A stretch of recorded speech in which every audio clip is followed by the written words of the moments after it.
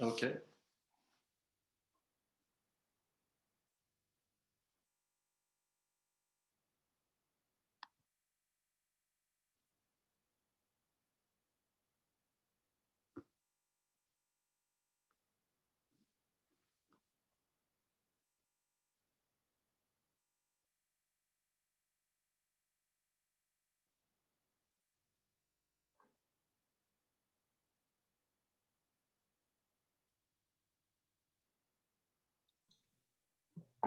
By the way, my associate is connecting now.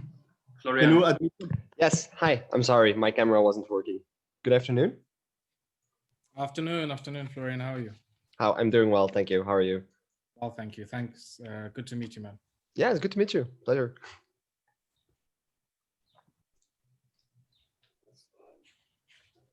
So I don't know, should we give people a few more minutes just to log in, or should we start promptly at 5? I think we should do that. Maybe if Florian doesn't mind, maybe 34 minutes. Okay, sure. Okay. I have time.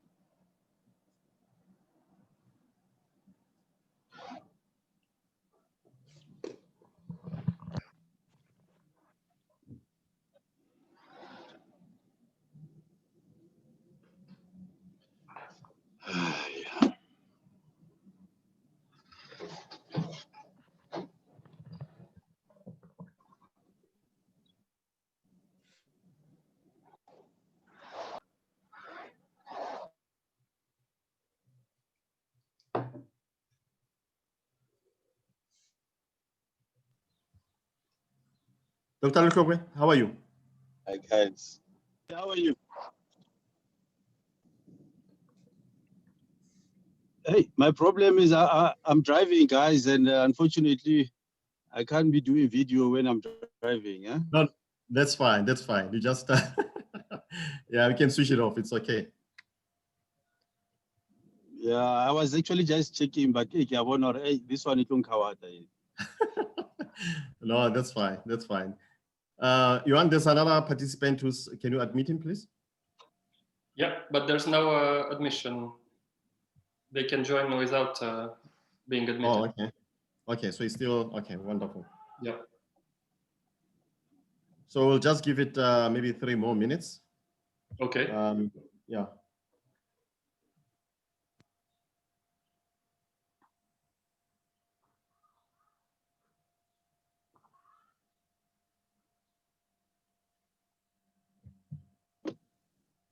Okay.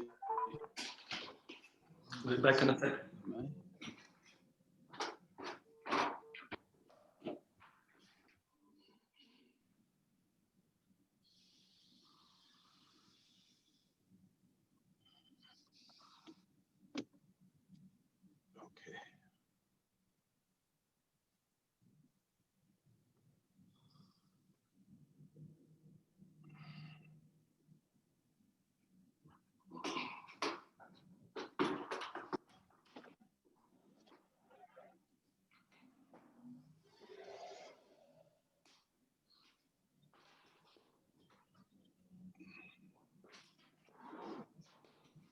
So how's the weather like over there? You just walk down there. It's not that far. Huh? Okay.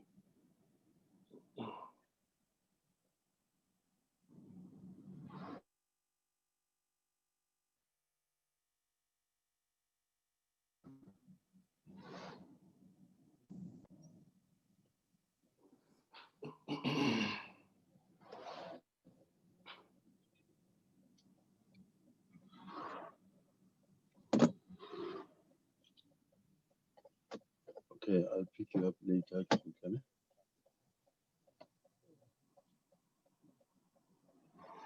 You got your mask.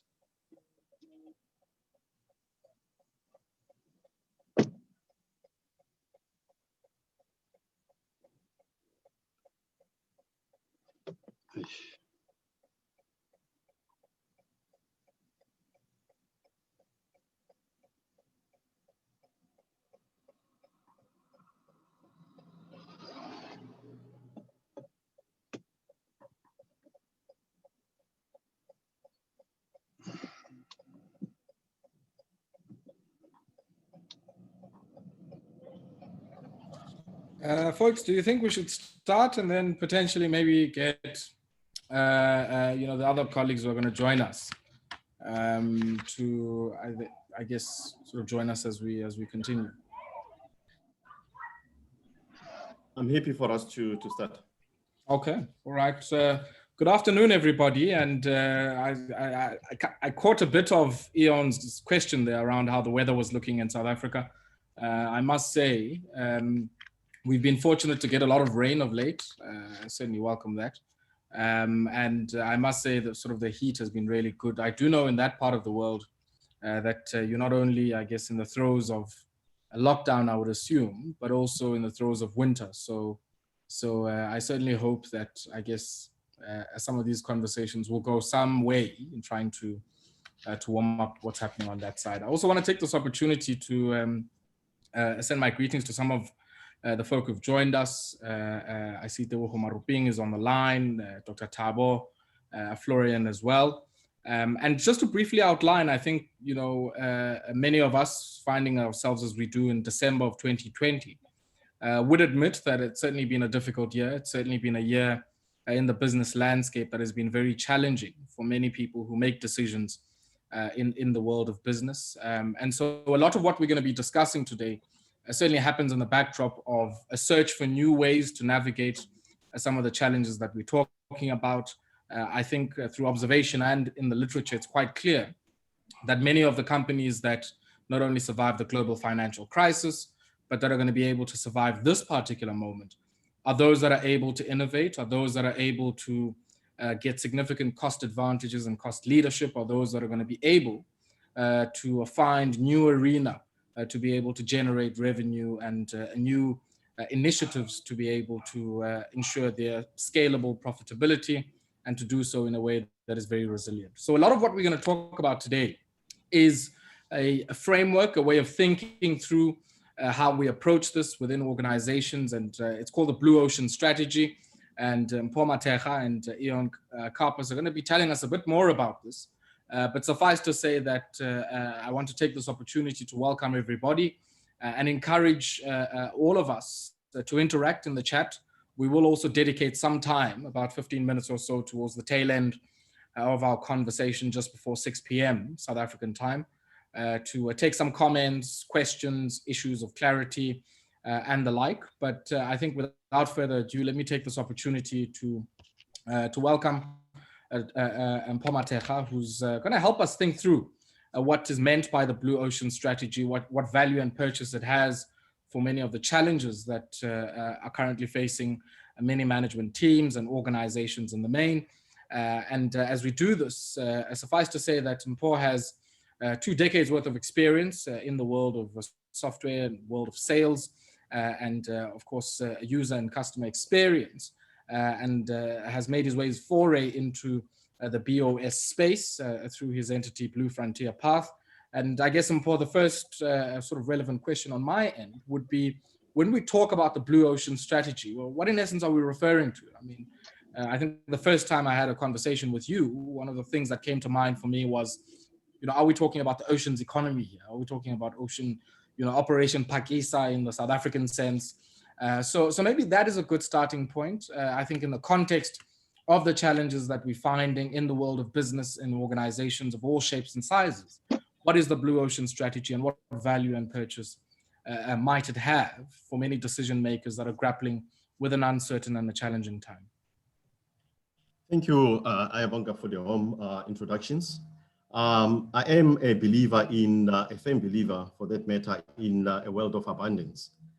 So at the core of our Blue Ocean strategy is the ability to create abundance. I believe that there is just about enough for everybody. And Blue Ocean's strategy talks about that. And the reason why I'm saying that is that Blue Ocean strategy is about creation, creating more demand, creating more customers.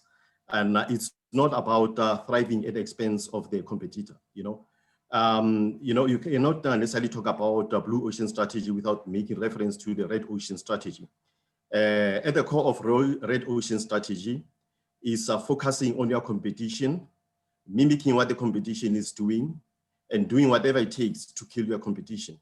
So me being a believer of abundance for everyone, it talks to my values as an individual, whereby we've got a huge opportunity to create new uncontested markets that the industry was not even looking at. Paul, just as you speak about this, I mean, I was saying earlier on that I think the uncertain environment we find ourselves in now creates, I guess, a wide array of business problems that are no doubt unique, but are certainly, I guess, more pronounced in this difficult moment. When we think about the Blue Ocean strategy as a response to some of those, be they specific or even broader business challenges, you've touched on, I guess, the creation part of things and new arenas of activity and potential revenue lines. When we bring this to specific business problems, what about this makes people think differently about some of those challenges, and how does it shape up, I guess, to existing frameworks? People talk a lot about Six Sigma, Lean, and all manner of other methodologies. Yeah. So again, I'll keep on making reference to Red Ocean strategy, just to draw some parallels with regards to the Blue Ocean strategy. So like I've indicated, Blue Ocean strategy creates opportunities to create new demand, right, which was not looked at. But it's quite important that organizations should be prepared and know how to go about doing that. So it's all about looking into the processes, procedures to implement the repeatable methodologies that will enable you to realize the Blue Ocean strategy, right? So it talks to your ability to look into your organization, to understand your portfolio of your offering, to understand which areas of your... Okay.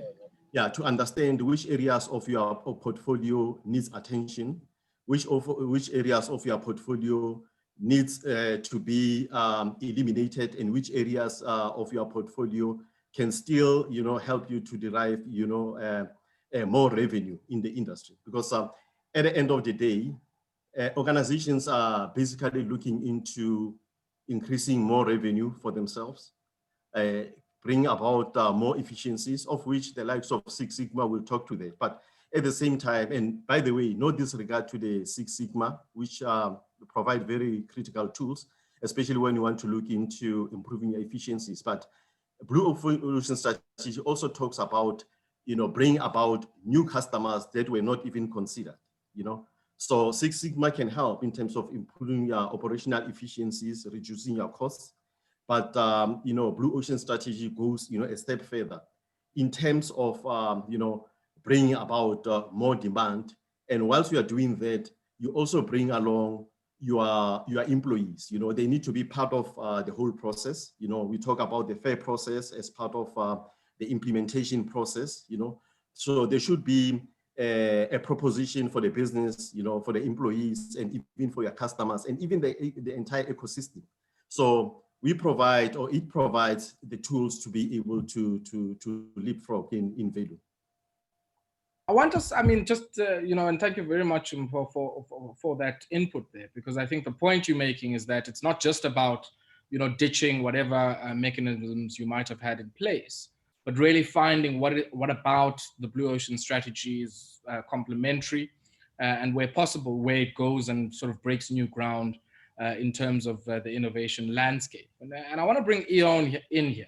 Eon Karpus is with Six Path Consulting, and he joins us, and somebody who's an expert also in the Blue Ocean strategy. And maybe before we bring in Eon and Paul, you might want to maybe introduce Eon and speak briefly about I guess, how your journey with Blue Frontier Path has meant that you crossed paths, excuse my pun there, with Six Path Consulting. So just share with us that brief journey, and as we try and bring in Eon to the conversation, who has done considerable work, I understand, with the likes of Heineken, AstraZeneca, and many others, who are in essence, some interesting case studies of entities that have been able to deploy this methodology and strategy. So Mpho, give us just a brief a context and background to the relationship. Yes, the relationship is quite key for me. I mean, I spent the past couple of years, studying this topic, give or take about 3-4 years, going intimately into this topic of blue ocean strategy. As much as one has amassed a lot of wealth in terms of understanding how to go about unpacking it and making, gathering all the tools that make sure that it survives. But for me, it was quite important to partner with somebody who's been, out there, in the coal phase of the industry. And I mean, he had an unusual opportunity to work, with the founders of this concept of blue ocean strategy. He worked with Professor Chan Kim and Rene Mobon from the NCID, So he's been there, and they implemented interesting projects in the process. So for me, implementation is quite critical. So hence I, opted, to partner with somebody that can bring that wealth of insight.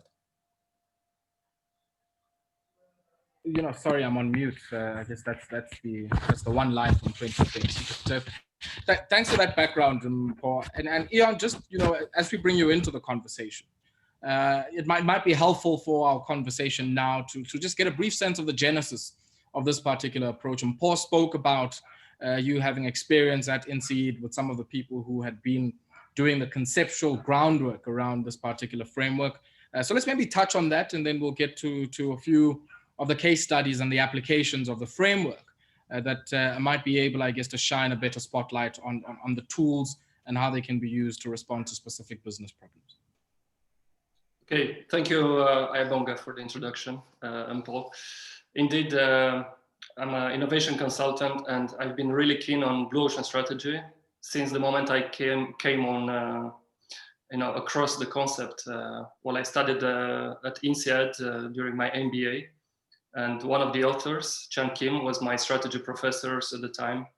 So everything really excited me. And I had the opportunity to work with him in a think tank he created to advise the government. So applying blue ocean strategy on a national level.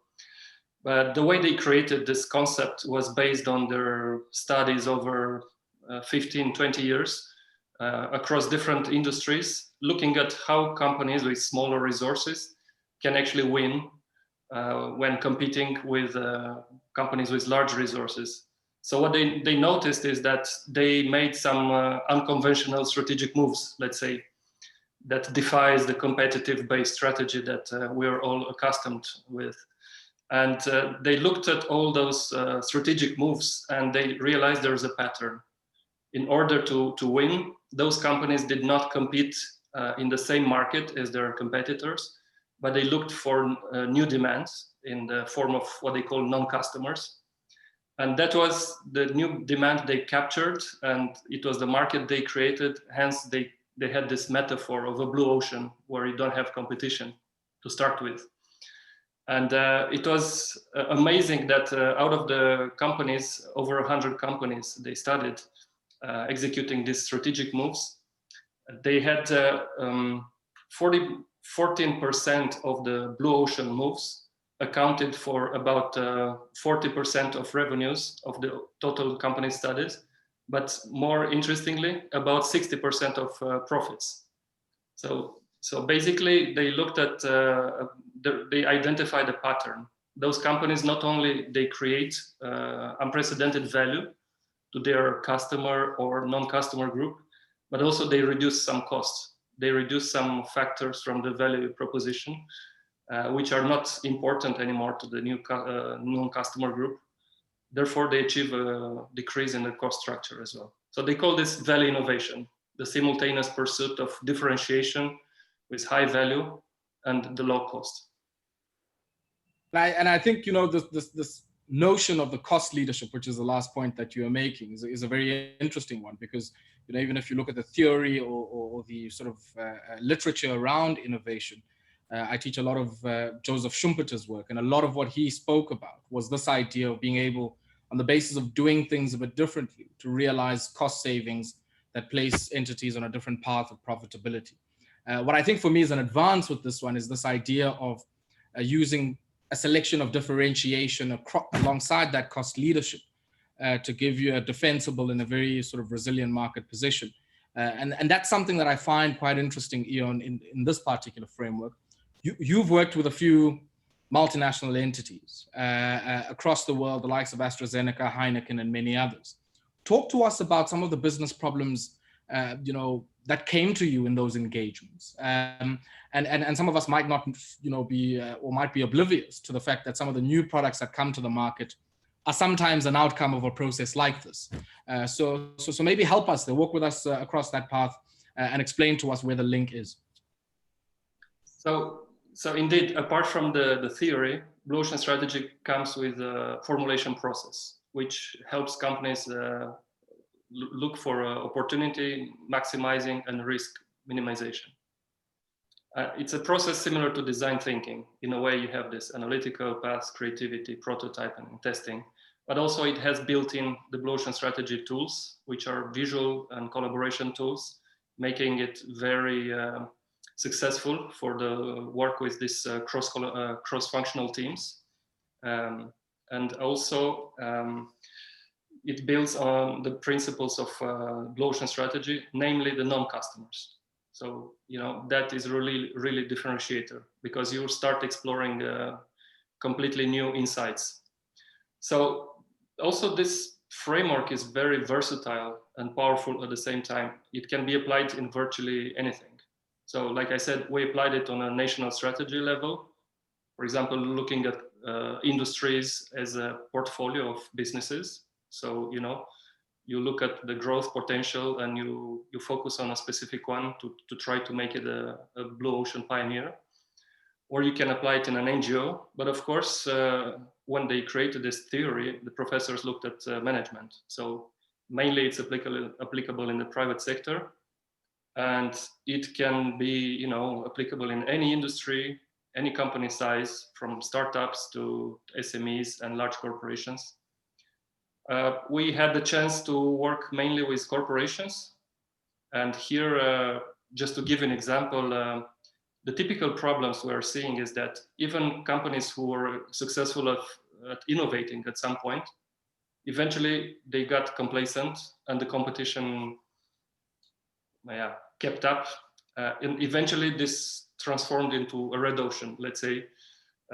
It's the typical, for example, for any mature industry where you have, you know, the competitors' offerings so similar that at some point the price becomes the only differentiator, and that puts pressure on the margins as well. So the only thing is to go on reducing the price, but that gets you into the downward spiral, which is not healthy. So what you do here is, you know, you look at your existing value proposition, and then you apply the Blue Ocean strategy process, and you try to see first, how can you differentiate your value proposition to create more value for the buyer, but also eventually to reduce some costs to increase your profitability as well.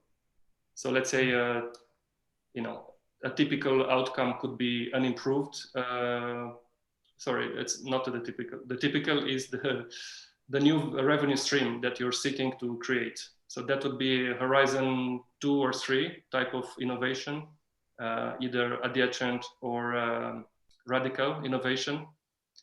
And yeah, could be, for example, a new value proposition, a new product or service to a completely new non-customer group.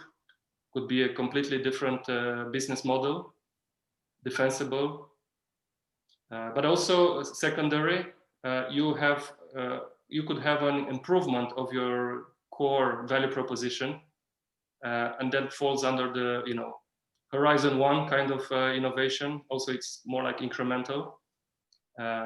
but that's not the purpose. That's the secondary objective, let's say. And still, yeah, you have a lot of wins in the process, since the process is that thorough.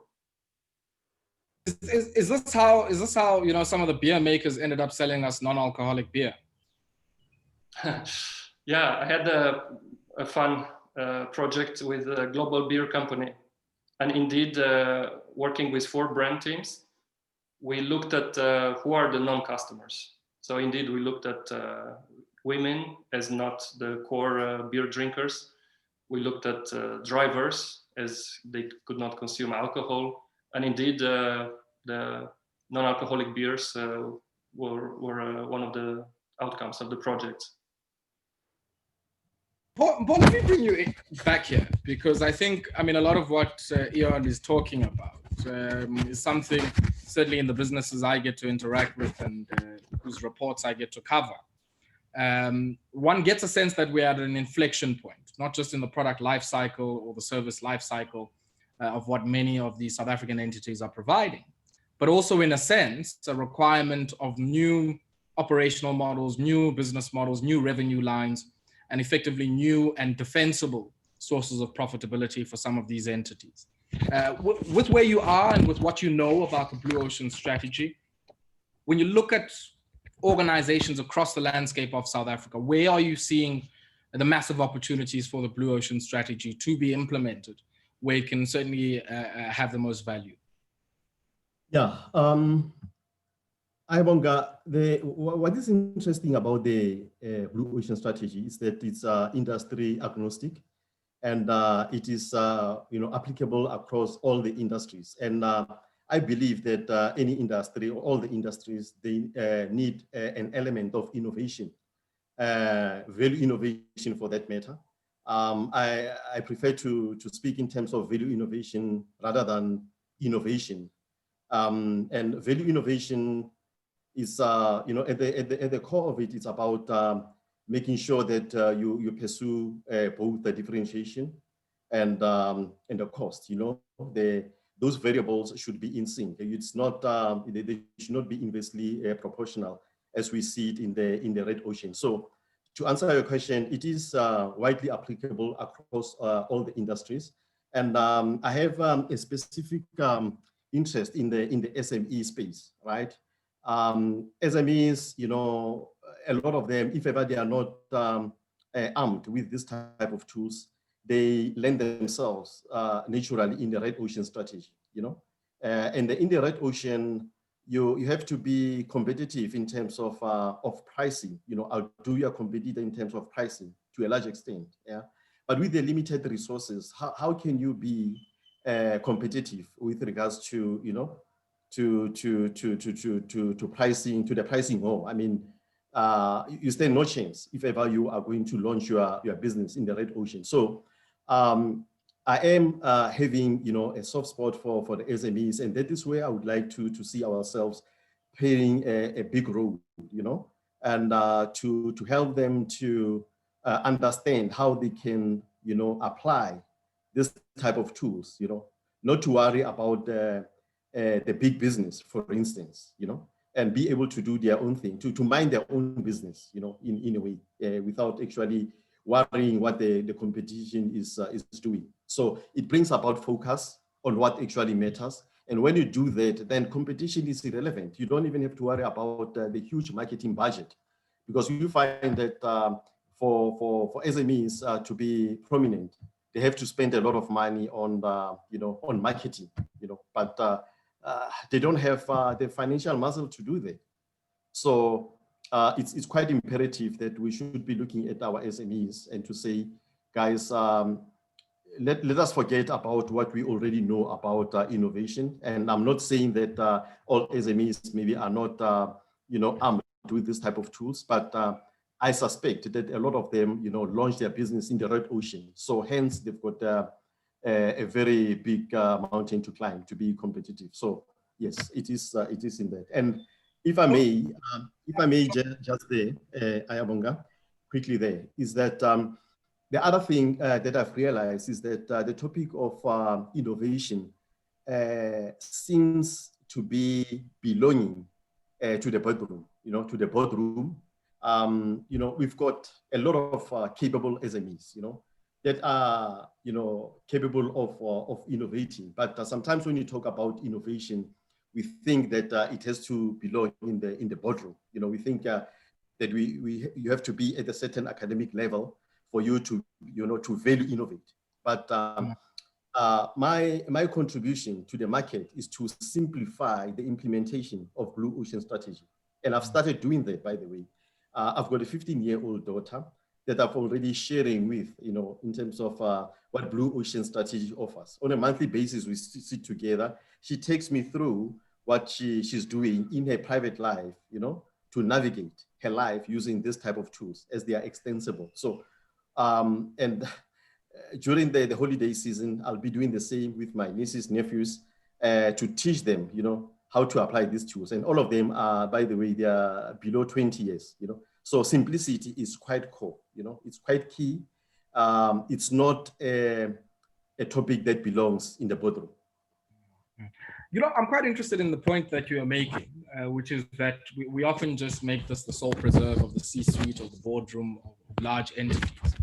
And in the case of smaller businesses, I mean, I can already see and underscore the importance of that ideation process that says, who are our non-customers and how potentially do we get some of those people that would not reveal a preference for our product or service? How do we get them into the net? And how does our product and service mix respond to that?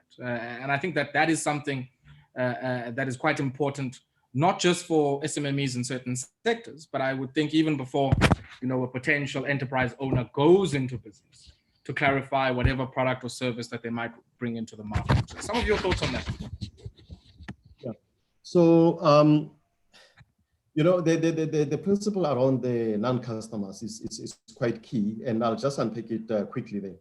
The three levels that you are talking about, you've got what you call non-customers that they think that they are not good enough, to consume or to endorse your product. And that is because the market has created some intimidation points, So they think that it is for, maybe it is for the elite, or maybe they think that they are not good enough to, to participate in the consumption of the product itself, right? So you need to understand the mentality of those, non-customers. And you've got another element of the non-customers that basically, they know what you are offering, but they deliberately choose to endorse other products or services. They are aware about that, right? And you also have another element of the non-customers that are grudgingly endorsing your product. They feel that they don't have any options but to consume what you're offering.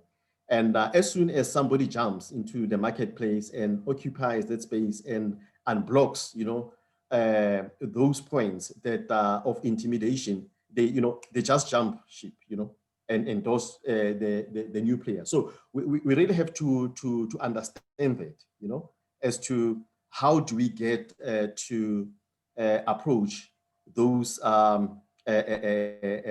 non-customers, and Blue Ocean strategy provides the tools and the mechanism to be able to bring them forth as you grow your business. All right. Yeah, let me bring you in here, because I think sort of implied in what you and Mpo are saying is this idea that, a strategic approach like this gives you a certain type of sort of pioneer first mover advantage that is able to sort of create and carve out a defensible market position for many of those who adopt it. Talk to us about that idea, advantage, where you've seen it happen with some of the adopters of the Blue Ocean strategy, and how long can you maintain that? Yeah, so indeed, because these are unconventional strategic moves, these strategic initiatives create defensible positions. So once they create a new market, it means that they have a monopolistic position at the beginning. However, it's very important to look at the pricing strategy as well. It's advised that those companies should not start pricing as a monopolistic price, but rather go for the mass market with a price that makes possible, huge huge demand to become buyers, because eventually any strategic move will be eventually copied, right? So by the time the competitors jump in, this company should already have exploited this potential for, let's say, 5 to 10 years. That depends a lot on the industries. But by the time the competitors kick in, they already have the financial resources to defend their position with conventional strategy, right? Like Apple does with every new iPhone. But still, they always think on the back of their mind of what's the next blue ocean move, right? What's the next iTunes? What's the next iPod, and so on. Yeah, I mean, it's interesting that, this idea of route to market. So you don't take a product to market if you haven't already thought about how you defend its market position with potentially, I guess, a new foray. It makes me think about, I guess, how many blue oceans can one find? I mean, how long does it take before you find yourself in a red ocean? And can you, I guess, in different product or service sort of life cycles or different product or service niches, find different blue oceans there? Ion and Paul, also take some of your views on that question. Interesting question that you're asking. I think what is important as companies are, evaluating their readiness to embark on the blue ocean strategy is to know that you don't necessarily want to overwhelm, your employees, because they are the key of the success of the blue ocean strategy. So you need to do the analysis of your portfolio, and from there you will identify where you can get unprecedented growth and focus on that, right? And as part of what you need to do, you need to go through what we call the fair process and the fair incentives as well. And that talks to the buy-in from your employees, and for them to understand how did you come about selecting which blue ocean strategy you are going to start with within an organization, right? And going through that process, then you can start to prioritize, the starting point and say, we think that choosing this one over the other will give us unprecedented growth, and get to a point of clear communication with the participants who would be, your employees, to explain the rationale for that. And you'll start to get buy-in. And when you get that level of buy-in, then the rate of success becomes even higher, because they feel that they are part of the process. You are not pushing it down their throats. And also, what is important is to look into the diversity of the participants within your organization. Sometimes, like I said, you think that it's a boardroom exercise. This blue ocean strategy cannot necessarily be successful by just focusing on the executives. The executives should be there to support, the initiative. And, senior management should actually be, active participants. And even, the people that also, are in the call center, they'll bring along, a diverse, input in terms of what is the S is within the company, something that you can easily miss. If ever you focus on executives alone, you are surely going to miss a lot of, happenings within the organization. So the inclusiveness within the organization, and even, the what we sometimes call the bean counters, your CFOs, they need to be part of this. You don't work on this thing in isolation and bring them along and ask them, expect them to fund the initiative, because you are, at the end of the day, funding will have to happen. The marketing people, the marketing gurus, within the organization, they need to be part of this, because sometimes they think, and no disrespect to them again, that they figured it all out. They know what to do in the marketplace and all of that. And yes, a lot of them are quite competent, but it's all about inclusiveness, bringing the entire organization, various departments, and focusing on what will give you unprecedented growth. Sure. Ian, you want to chip in on that score? Yeah, so indeed, it's crucial that we work with heterogeneous teams, and that means a combination of diverse genders, business functions, experience, personality style, analytical or creative, and so that makes building alignment, because you have the insights from all the important parts of your organization about what the customers think of you, right? Otherwise, the perception could be really biased into what is the customer inside. But also unleashes a lot of creativity. And creativity is not just ideation. It's really a thorough process which guides the participants throughout from problem identification into solution creation and testing. Sure. Ian, I guess there's another dimension to this, and you might have briefly touched on it, but I want to return to it now. You were saying largely this is something targeted at management teams and those in the private sector. And I'm also quite interested, I guess, in the scope of the work that you guys have done in some of the public sector facing work, because although the problems might sort of have their own nuance, because the public sector might have a much broader scope and mandate than maybe what management teams in the private sector might have. One would think that this idea of blue oceans does fit quite neatly into this idea of, what Mariana Mazzucato calls an entrepreneurial or innovative state, and a state that is able, I guess, to break new ground, be a market maker, not only just intervene in fixing some market failures. Talk to us about some of your experiences in the public sector realm and how those have contributed to sort of creating value innovating states rather than just those in the private sector. Okay, so first of all, a few examples which are not a product of my work, let's say, but they really employ blue ocean strategy as part of their national strategy. And one example is Singapore. They even have a board called VIAT, Valley Innovation Action Tank, if I am right. So they really look at the blue ocean strategy as a way to, bring more foreign direct investment, identify industries to invest in to create growth corridors. So that's one example. I would say Dubai itself is a typical example of a blue ocean strategy. If you can imagine, a country where doesn't have the same resources as their neighbors, but they're able to attract lots of investments in areas like tourism, finance, and so on. So that's makes it a touristic hub these days. Who would thought of that a few years ago, right? And there are many other countries employing like explicitly blue ocean strategy. For example, Taiwan, Korea, Indonesia. Also, they have some initiatives in tourism.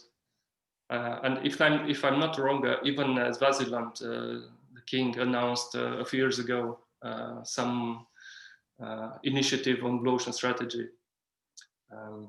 For my own experience, that was with the Professor Kim in Malaysia, and the idea was to advise the government on how to create economic growth and social inclusiveness.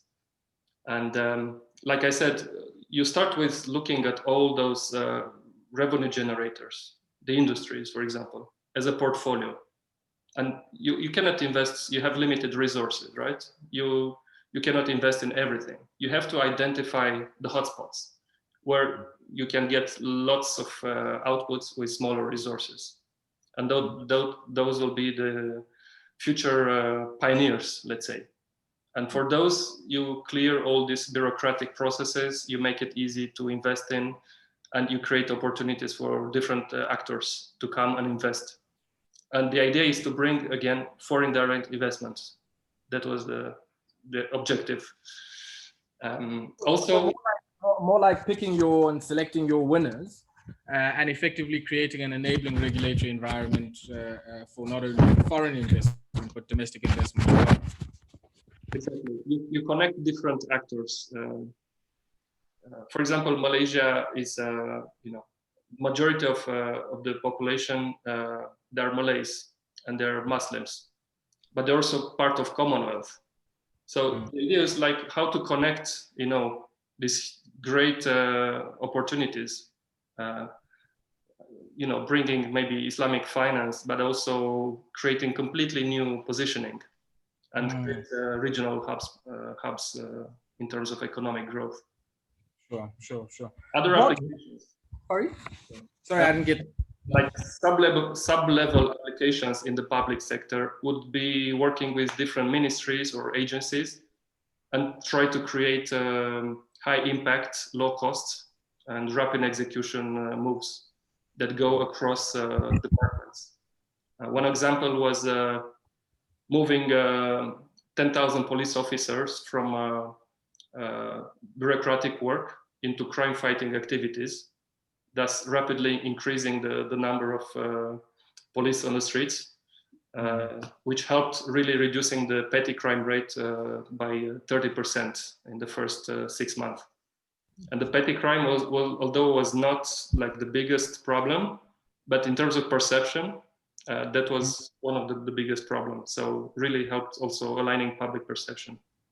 Yeah, and that's certainly, I guess, an example that might have some resonance for us here in South Africa, where it's certainly from a perceptive level being seen as something that is a limiter or a limitation to growing our tourism revenue and our tourism numbers.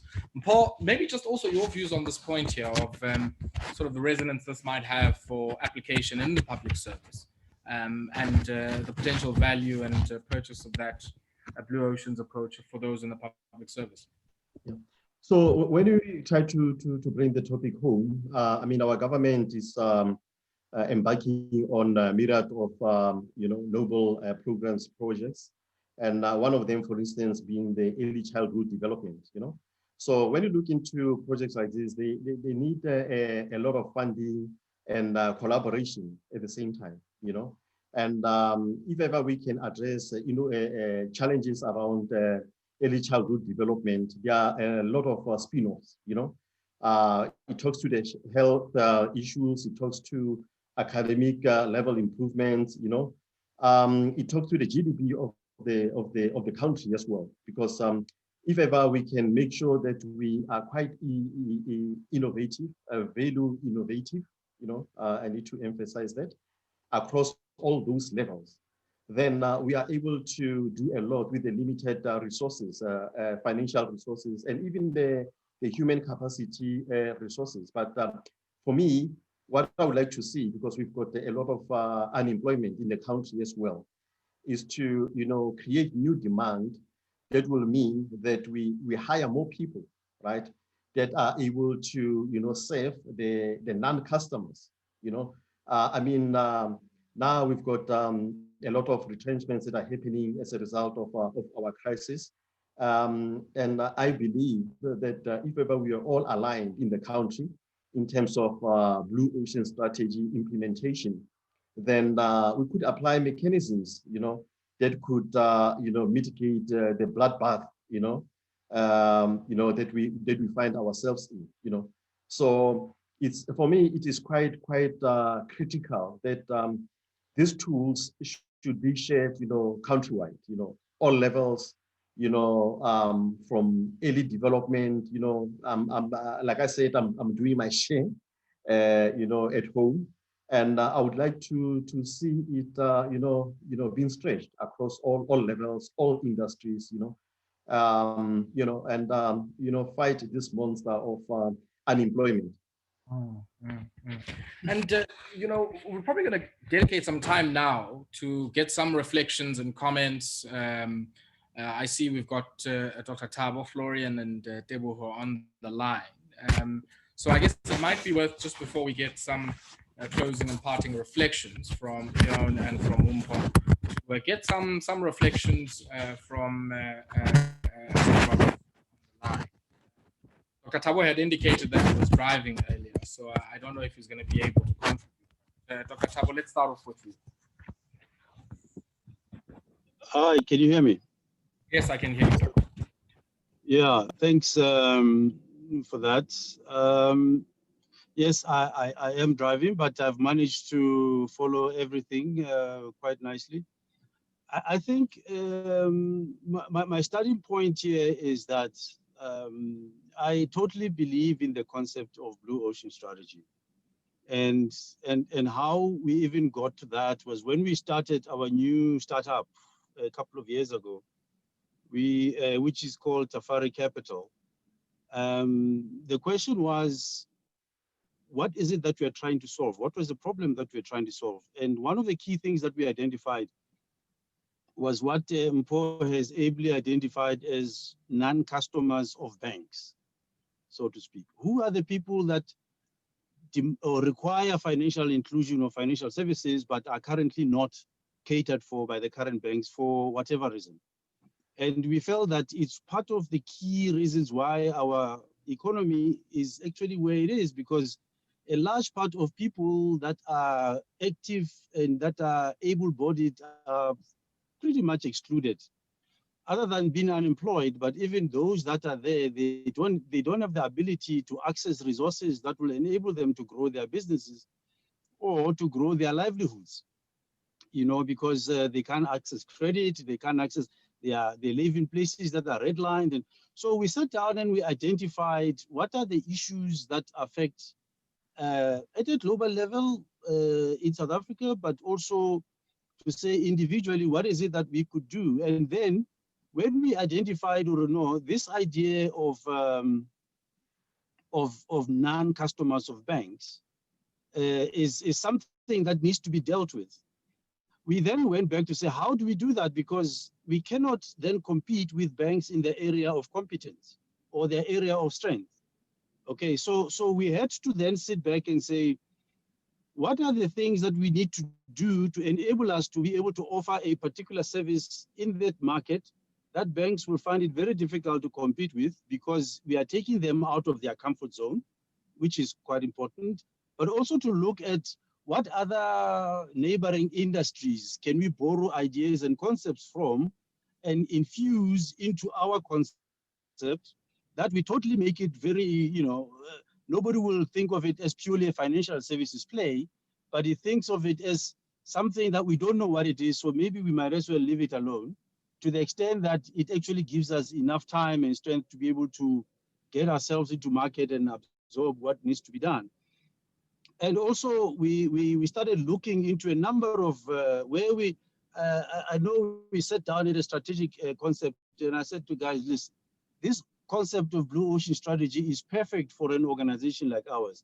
First of all, what are our weaknesses? We don't have a huge balance sheet. We don't have a huge name. We don't have a huge distribution. We don't have a presence in the market. We've got none of this stuff. But we believe that as Mpho was saying, there's abundance of opportunity that is currently not being looked at by the current banks.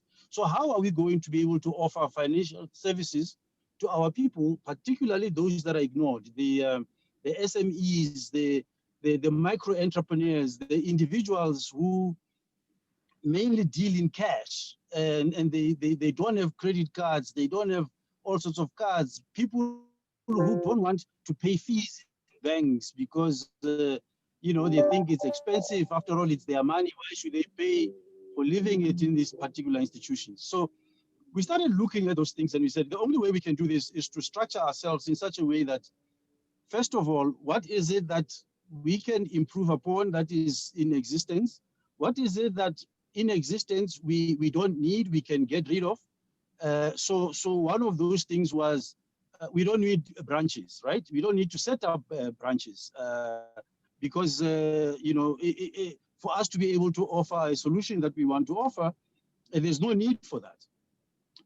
So we decided that our solution is going to be a digital finance solution that is cloud-based, that can be reached on people's on digital devices, and also we then integrated it with something which is called a marketplace, because we felt that to also address another problem, that most Black people don't trade with each other. They don't rotate money within their own localities.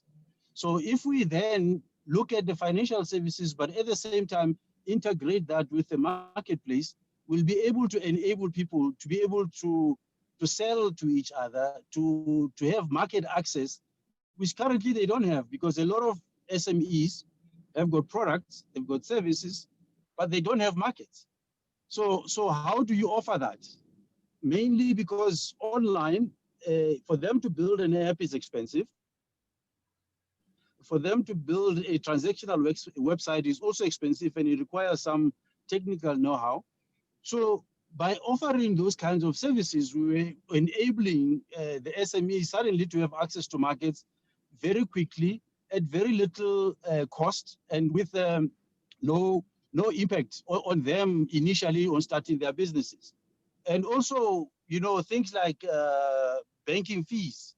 We decided whoever is going to have a Tafari account will not have to pay any fees. You know, these are some of the things that, by looking at the framework of the Blue Ocean strategy, what is it that you can improve upon?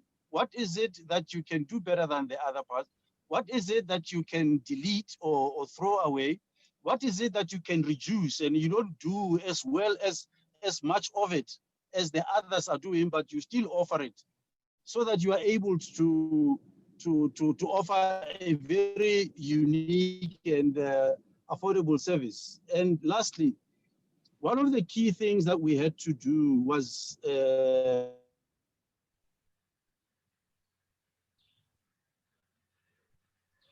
Thabo? Dr. Thabo? Because we felt that this particular solution without compromising on issues of quality and price. So it wasn't, we had to break down what we call the compromise between quality and price. And I guess that's a critical part. It doesn't necessarily mean that if I give you a very good solution, it has to be at an expensive price. You can offer somebody something very good, but you can offer it at an affordable price because you have put together an underlying framework that allows you to be able to offer this kind of solution at a price that your people can afford.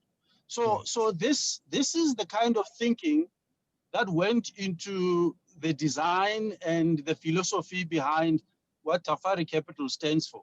To an extent that you may see certain people that may look like doing what we are doing, but because the underpin of their environment is not necessarily in the same way as ours, they may find it very difficult to sustain in those kinds of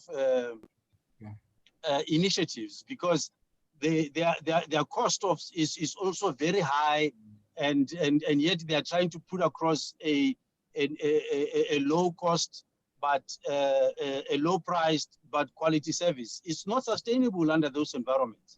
So we had to try and deal with those kind of things. So in a nutshell, I think for us and for where we come from, we had to fundamentally think not only in terms of product or service, but strategic intent as to how to approach this. We needed to create a new market. We needed to take people that are currently not customers of existing players, to convert those into customers. And maybe, who knows, even existing customers can become our customer when they begin to see the kind of value that we'll be offering to the market. So I know I said a mouthful, but no, I think Dr. Thabo, you know, some of the remarks you were able to follow all of it.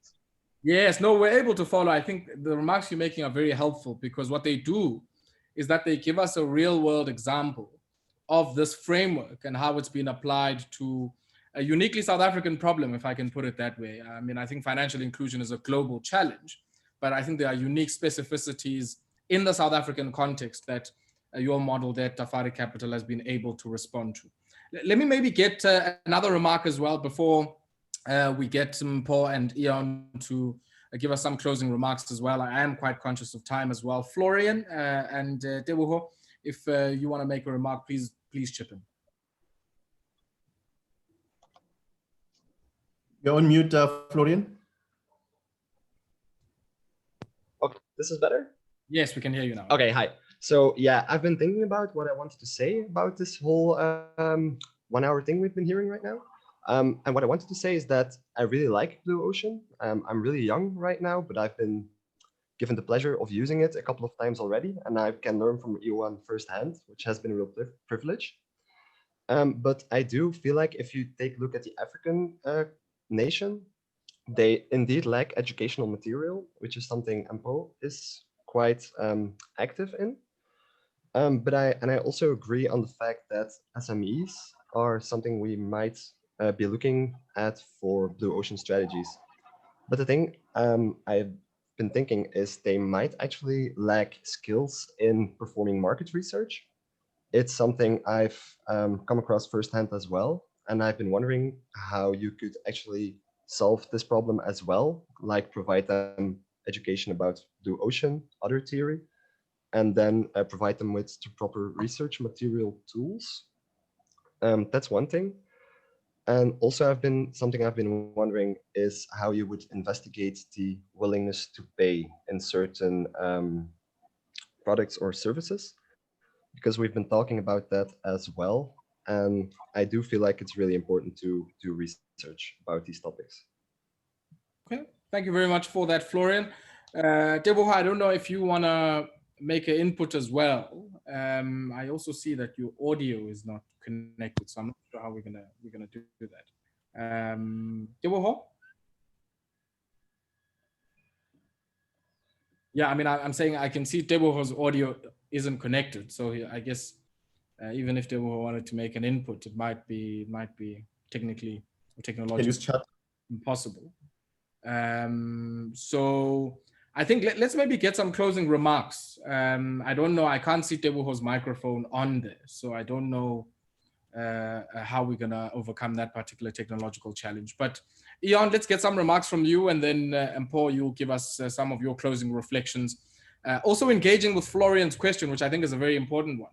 You know, how do you, if your market segment is a small business where cash is king, cash flow challenges, you know, are the order of the day, how do we make sure that, you know, we find some willingness to pay, and how do you also ensure and allow them to have some form of price point and cost advantage as well? Ian, I'll start off with you, and then Paul, you can give us your concluding remarks.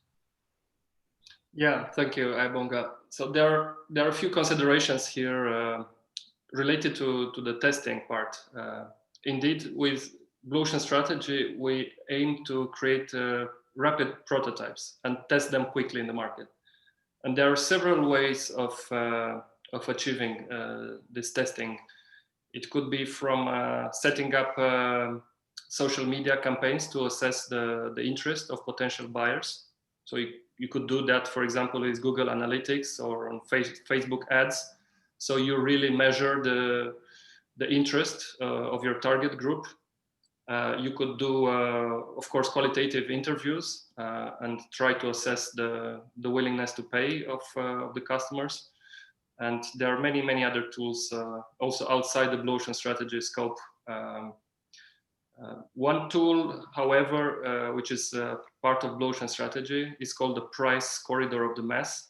And actually, it guides the strategic team to, like I said, look at on the high end, the mid and the low corridors, and identify where they want to play, in which space they want to play, and there to set a price that gives them both a good profit margin, but also a good value proposition, so a compelling reason to buy for the customers. So the idea is to sell at maximum, not to monopolize on the highest price and then eventually come down with the price. And maybe the third point I want to pinpoint, it's not related to the questions, but it's my own thing that I want to underline. Although it sounds like a complicated concept and methodology, what we do is we simplify it for customers. So in the end, everybody can do it. You know, working with teams of people who have very little business experience could work very well. And also employing the framework by any type of organization works. Actually, there is an example in South Africa of an NGO who applied Blue Ocean strategy a few years ago, and they had great results. It's an NGO called Fundza, if you probably know it. So they started from looking at the population age, like 51% of the population in South Africa was 25 or under, and among them, the level of literacy was very low. So they actually created a solution to make the reading more attractive to those categories, mainly teenagers and young adults. So they created adaptive content. They pushed it on electronic platforms because the mobile penetration is huge. And also they save cost on print. And also they made it freely available, so that they achieved some great results with, I remember at the time over 50K users per week and growing. So, yeah. Okay, thanks for that, Ian and Paul. Some parting reflections from your end. Yeah, I think from my end, what I've actually realized, especially coming from that background of software sales and all of that, a lot of entrepreneurs out there believe that technology innovation is the one that is going to, set them apart, and they get distracted in thinking much about technology before value innovation. So it's quite important that when they do a mindset shift, the primary focus should be on value innovation, and only bring in technology as a true enabler of what they want to do, not the other way around.